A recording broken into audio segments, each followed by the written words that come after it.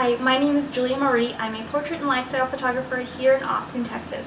I recently started my photography career about 2 years ago, and I'm super passionate about helping other creatives grow and learn as photographers. So this week's video is all about how I edit my photos in 6 different lighting situations. Keep on watching and learn exactly how I do this. What's up, you guys? So this video is all about how I edit my photos in Lightroom using different lighting situations. So this first photo, you can see that the shadows are going through her face, which I really like this touch. It makes it super artsy and fun and creative. And so this video I'll be going through different lighting ones. So I shot this one at the iOS at 320 with my 35mm lens at my f-stop 1.4 and 1/3200 for the shutter speed. Now I'm going to hang out in this area. I'm going to be using some presets. I use the Tribe Archipelago presets in the package LXCN, which I really love. They're super easy to use, very versatile, and it definitely helps with my workflow. So what I do is I kind of just go through some of the presets just to figure out which one I'll be using. And just kind of click on them and see which one looks best with the photo. I usually use LXCN 1. It's just my personal preference. I really like it. So yeah, I'm going to be using this one. I'm going to zoom in a little bit just so y'all can see. The background's kind of dark, and then we see that her skin color is kind of orangish, reddish, so I'm just going to be focusing on adjusting that first. So yeah, let's get into it. The first thing I'll do is I'm going to bump up the exposure, bring down the contrast, just to brighten up the photo, and now I'm going to go into editing her skin tone to make it nice and even. So I'm going to click over here and go to color. I'm going to adjust it over here to make it more like warm, I guess you could say, and so it's not too orange or too red or too yellow, nice in between. So I'm just going to adjust it as needed, and then adjust it some more.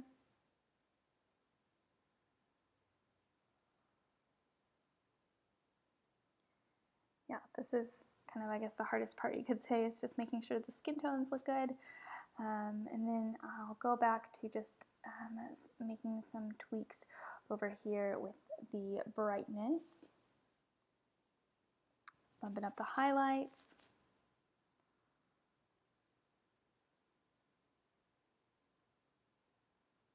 bringing up the blacks, and just increasing the clarity to add that detail to the photos.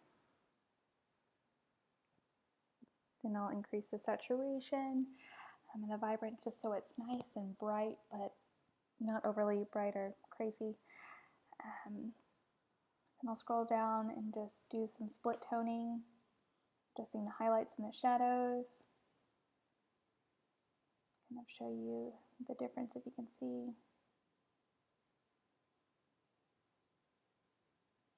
Yeah, so it makes it nice and natural, which I really like. Just continuing to adjust it until you're happy with it.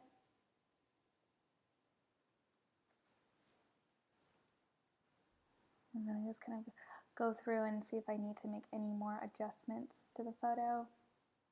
And again, I try not to spend a super long time editing photos just because I rather send my clients more photos than 5 perfectly edited photos. So I tend to send my clients like anywhere from 70 to 200 photos just because I get really excited. No shame in my editing game. So yeah, I just kind of check it out to see if I'm happy with everything. I'll show you guys a before and after so you can see the difference. Yeah, and I'm really happy with this image. So what I'll do is I'll go and copy these settings onto the next photo that I'll be working with. So this photo is same spot. I just scooted her over to a different side so the light would be shining through her face, so it would be all the same. She was under this overhead, so it blocked a lot of light, which is nice. And so this actually is one of the rare times that a paste works like whenever I copy and paste something, and I don't have to make that many adjustments, which is awesome. So I'm just gonna make a couple tweaks, and then I'll go through and show you guys how I edit the skin, the eyes, and the teeth. I usually don't focus on that much because a lot of my clients have beautiful skin and they have beautiful eyes and beautiful teeth, and so I don't spend too much time editing that, but I'll show you guys how I do it. So these are my camera settings, iOS 400, again, same lens, and my shutter speed is 1/3200. Just to give y'all an idea, I did bump up the iOS for this photo, and I believe the last one was at 320. And so I'll go over here to this brush, and I'll scroll down to soften the skin. When I do this, I make sure that I don't bump it all the way up. I don't put it higher than 50 because I want it to be more natural, and I don't want my clients looking like crazy porcelain dolls. So I'll just make little circles around her forehead, and then just make a way down her nose and under her eyes to her chin, and then the other side of her face. And again, it's just very subtle and you can't really see it, which I really like. But again, I would actually skip this step, but I just wanted to give you guys an example of how you can do it if you want to do some light retouching. So then you click the same button again, and I'll click teeth whitening. Again, she has awesome teeth, and so I really don't need to adjust much, but I'll just show you guys what that'll look like. Again, just making little baby circles and on her teeth, and so it just makes her smile brighter. Filling it in, and then click done.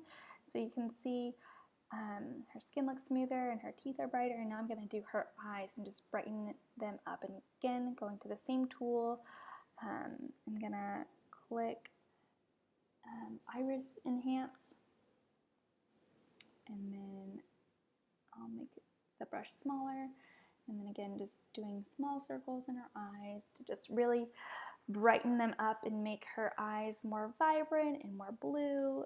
It just makes the photo more pretty, I guess. Gives it a little pop of color, and just it's so pretty because the eyes are the first thing that people usually look at when they see a photo. The eyes and the smile. That's at least what I look at. So yeah, I'll just kind of show you guys the difference of how much it makes. So yeah, there's that photo. Again, I'll show you guys the before and after. I'm really happy with the after. You know, again, it's just bright and it still looks natural, but it still kind of has a little bit of mood to it.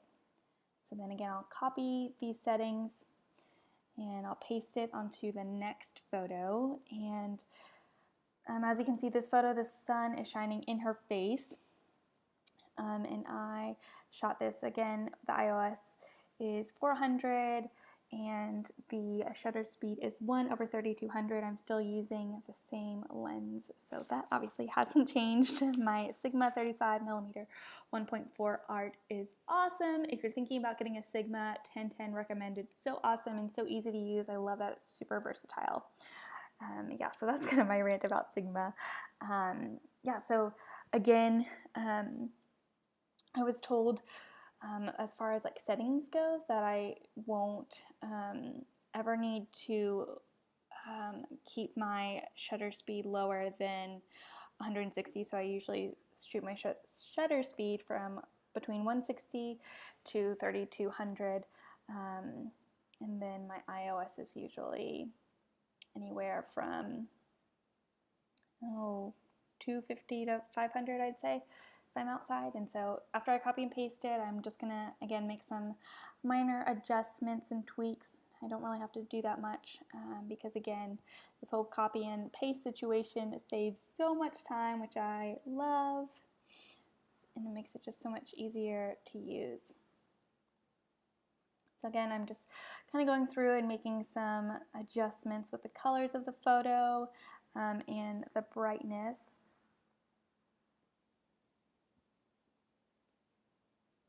And I really like that the background's kind of dark because it really allows you to focus on the model, which is fun. And yeah, I want her obviously to be the main focus on the photo. So then here's a before and after for the two of them. I definitely overexposed the first photo, and so I just kind of fixed the brightness on that. And so then same thing, I'll copy these settings and paste them onto this next photo, and as you can see, the sun is behind her. All she did was move from in front of the window to this area. It's the same location, just moved her.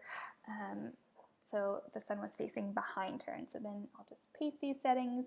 I'm actually really happy with how this photo looks. I like the brightness of it, the shadows, her eyes are popping, the wind's blowing. It's just a really fun city vibe. So all I'm really going to do is adjust the green and just make the trees brighter and more green so it looks more springy. And so I'm just going to simply bump up the saturation under the greens and bump up the luminance. That's a hard word to say. And then just going to go through again and make some minor tweaks as needed. Again, these are all just kind of personal preference. I'm just adjusting the tone curve. And then I'll just kind of go through and make other adjustments with the highlights and the shadows. So there we go. I'm happy with the greens. The yellows, I love the bikes around it, and so I'm just going to copy these settings and I'm going to paste it onto this photo. And as you can see, this is a shaded area. The sun is on her face, but it's not as harsh, and there's me in the background, and then I'm going to paste it. Now, this paste kind of made her a little yellowy, and the blues are super blue, which I do like the blues, but I'm gonna kind of mute them so it's not as intense. My iOS is at 320, and the shutter speed is 1/800. I'm just gonna adjust the temperature and tint, kind of make her skin tone more natural looking and not as yellow. Gonna bump up the shadows, bring down the vibrance, and just make those color adjustments.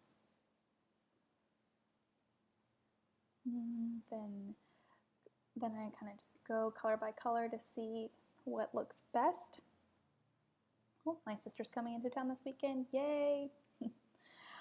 Then yeah, I just kind of continue to do this until I'm happy with the colors. Now I know that this whole like very vibrant saturated thing is a trend, but I'm not going to be doing that. I like my blues to be more muted. It's still vibrant, but just not as bright and out there. So I'm just going to make it more subtle. Then I'm going to adjust the yellow some. And just keeping an eye on her hair and her skin tone, making sure nothing looks crazy.